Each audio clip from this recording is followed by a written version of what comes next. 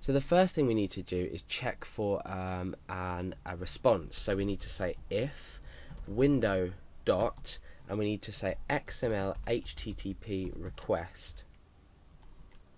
Okay, so we're checking for an XML HTTP request. If so, we do something, otherwise we do something else.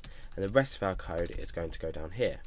So if so, then we're going to create a new variable called XML HTTP, and that's going to equal new XML HTTP request. And remember the parentheses at the end. Okay, so now that we've done that, we can use this XML HTTP to, well, in the rest of our code. So what we're going to do now is we're going to say else, and this is going to handle it for different browsers. So for some browsers this will be the case, and some this will be the case. So you can say XML HTTP equals new. But this time we're going to create an ActiveX object, and the reference here is Microsoft.xml HTTP. Now it's very important that you understand that everything I'm writing is case sensitive.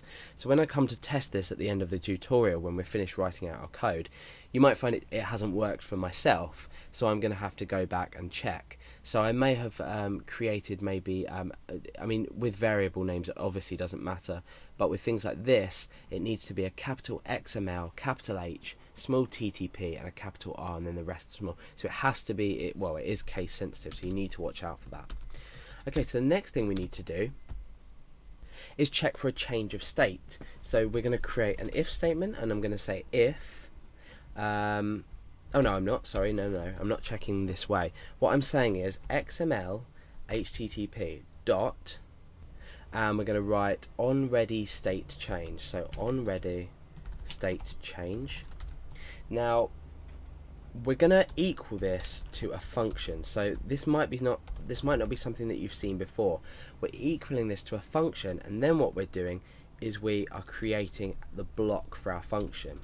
So we're saying that onReady state change, so when the state has changed, we're going to perform what's in here. We're going to perform the action in here. Okay, so onReady state change equals function. So this is a function that we're going to create, or run rather, if our state has changed. So now we need to do a couple of checks. We need to check that the XML HTTP dot ready state is equal to 4, and we also need to check that the XML HTTP status is 200. So we just type status equals 200. Sorry, double equals there. Just pull this in as well. Okay, so if it does, we're going to continue. So this is just doing a couple of checks to make sure we've got correct codes being sent back. And now inside of here we need to do what we need to do. So what we essentially need to do is we need to check, we need to insert some HTML data into this div tag. And by HTML data, this could be a PHP file, because when we echo out hello, this is essentially HTML data. We can also read in text files, things like that, to our div as well, but we're just going to be focusing on PHP like I said. So now what we do is we say document, so we're referencing something on our document, and we're saying get element by ID. And getting element by ID takes an element from a page by its ID. Obviously we've set an ID of a div to this div here, so in here we can type a div. And then we're going to say dot inner and HTML in capitals, and we're going to equal this to XML HTTP dot response text. So when we send a request here, up here, we on the change of state, we are checking the ready state and the status of the page to make sure it's not empty. So this 200 here is making sure it's not empty. And then we're getting the element a div, and we are changing the inner HTML of this div down here, and that's going to be the response text. So now under here we need to send what we want to put into this.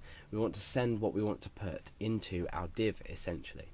So what we do is we say XML HTTP dot open. Now what we're doing is we're opening with get. So we're opening get, we're getting the data from the page, we're not posting anything, we just need to get the contents of this page.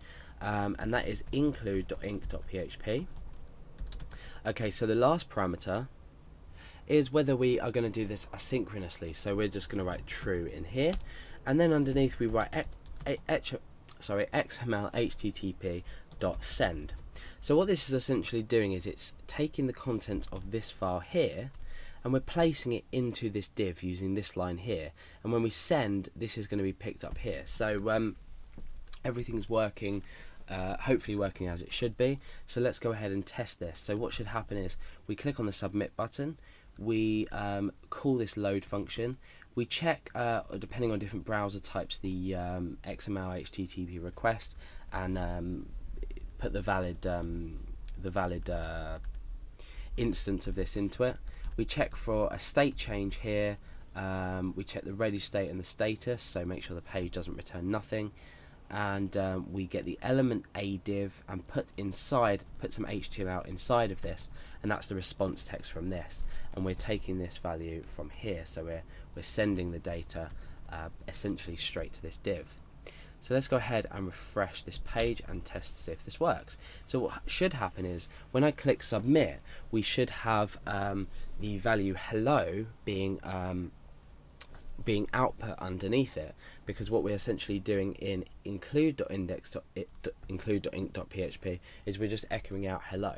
So this should just echo out the content of our PHP page. Let's try and see if it works. Okay, it's not working. There's a surprise. So let's go back through our page and just have a look at everything and check that everything's okay.